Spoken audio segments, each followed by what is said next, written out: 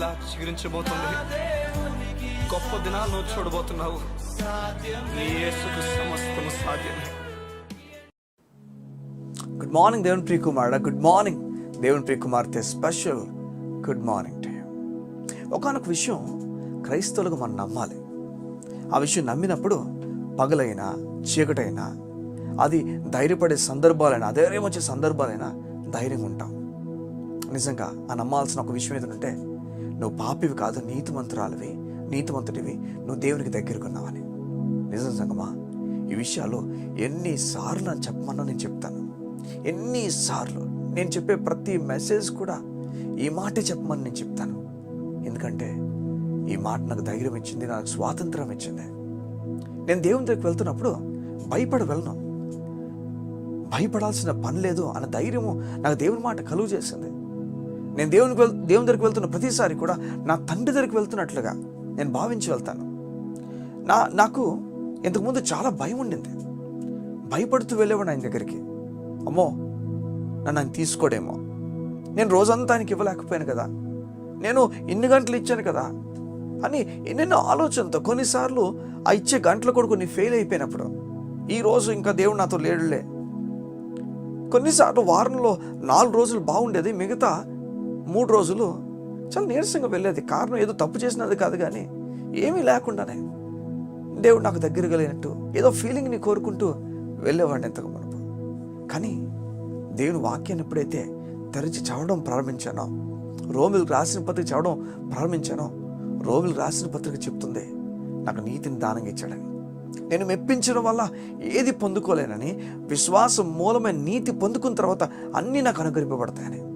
అబ్రాహాం సంతానంకైనా దేవుడు వాగ్దానం ఇచ్చినప్పుడు మీకు తెలుసా ఎలా వాగ్దానం నెరవేర్చాడో? దేవుని లేఖనాలు చెప్తున్నాయి. మీరు రోమిలకు రాసిన పత్రిక చదివితే ఆ లేఖనాల్లో ఈ విధంగా చెప్తుంది, అబ్రాహాం సంతానంకైనా దేవుడు వాగ్దానం ఇస్తే ఆ వాగ్దానం ధర్మశాస్త్రం మూలంగా దేవుడు చేయలే, మంచి పనుల వల్ల చేయలే, విశ్వాసం మూలమైన నీతి బట్టి చేశాడు. ఆమె దేవునికి మహిమ కలుగును గాక. సగమా, విశ్వాసం మూలమైన నీతి నువ్వు పట్టుకుంటే, నువ్వు దేవుని దగ్గరకు ఉన్నావు అన్న విషయాన్ని కానీ నువ్వు చెప్పడం ప్రారంభిస్తే, నేను చెప్తున్నాను, గొప్ప కార్యాలు నువ్వు చూస్తావు. కార్యాలు ఇంకెవరు ఆపలేరు నీ జీవితంలో జరిగే విషయాల్లో. నువ్వు కదలక నిత్యం నిలబడతావు అంతే. ఏం జరుగుతున్నా నువ్వు కదలవు అంతే. నిజం ఇది. చూడండి, మనం చాలాసార్లు అనుకుంటాం, నేను పడిపోతున్నానే, నేను తప్పు చేసేస్తున్నానే, అయినా దేవుడు తీసుకుంటాడా? సిలువ అదే చెప్తుంది కదా. మనం పడిపోతున్న ప్రతిసారి సిలువ మరణం ఏం చెప్తుంది?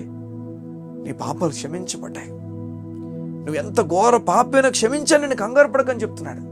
చూడండి, ఈ మాట నమ్మితే, ఎన్నిసార్లు పడిపోయిన దేవుడు తీసుకుంటాడు మాట నమ్మితే మనం ఇంకా పాపాలు చేసేస్తా అనుకుంటారు జనాలు. యాక్చువల్గా తప్పు అదే. ఇంకా మనల్ని సురక్షితంగా దేవునిలో పరిశుద్ధమైన బ్రతికినట్లుగా చేస్తుంది, పరిశుద్ధమైన వ్యక్తిగా బ్రతికినట్లుగా చేస్తుంది. మనం నీతికి దాసులుగా అప్పగించుకోవాలి. ఇంతకుముందు పాపానికి దాసులుగా మనం ఉన్నాం, ఇప్పుడు నీతికి దాసులుగా అయిపోవాలి. మనం చెప్పాలి, అయ్యా నేను నీతిమంతుడు, నేను కృపకే కానీ ధర్మశాస్త్రానికి లోనైన వాడిని కాదు కనుక పాపం నా మీద ప్రభుత్వం చేయలేదు. ఈరోజు దేవునికి అప్పగించుకొని నీకు బ్రతుకును. నిరాశ పడిపోతూ, నీ కొరకు దేవుని ఐడియాస్ గొప్పగా ఉన్నాయి. దేవుడు నీ కొరకు గొప్ప కార్యాలు చేయబోతున్నాడు.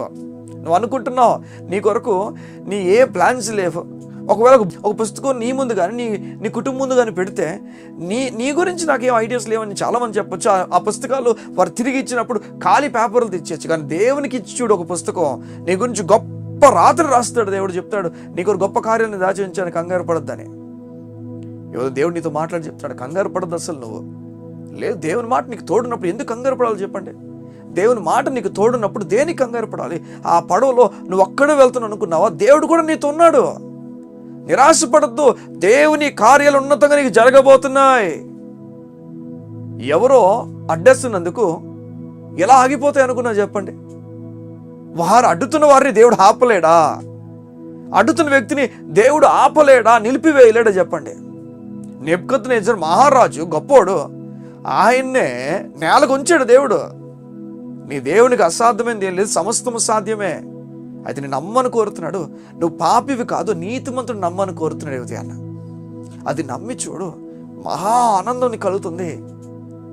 నిజంగా పరిశుద్ధత, నిజంగా ఈ విషయం నమ్మితే మహా ఆనందం పుట్టి పరిశుద్ధతలో నువ్వు బతకడం ప్రారంభిస్తావు. నువ్వు ప్రత్యేకించుకుంటావు ఈ లోకం నుంచి. ఇంత ప్రేమించుచున్న దేవుడా అని ఈ ఉదయం నీ గురించి ప్రార్థన చేస్తాను. గొప్ప కార్యాలు చూడబోతున్నావు. మా ప్రియ పరలోకపు తండ్రి, నీకు వందనాలు. నీ బిడ్డలో ఏ విషయాలైతే వారు నీతి ముద్రలు నమ్మలేకపోతున్నారో, వారికి ఏది అడ్డుగోడ అయిపోయిందో నాకు తెలియదు. ఈ ఉదయమున వారు నమ్ముదురుగా చేస్తున్నాము, వారి నమ్మకము పెరుగునుగా చేస్తున్నాము, వారి జీవితంలో ఉన్నతమైన కార్యాల కొరకు వారు నిలబడుదురుగా చేస్తున్నాము. నీ కృపా సమాధానం వారికి ప్రకటించచ్చు. దేవుని నీతి నమ్మి అధైర్యమైన వ్యక్తులు కాకుండా ధైర్యమైన వ్యక్తులుగా ముందుకు నడిచినట్లుగా సహాయం అడుగుతుంది. యేసునామమున ప్రార్థించుచున్నాం తండ్రి. ఆమేన్, ఆమేన్.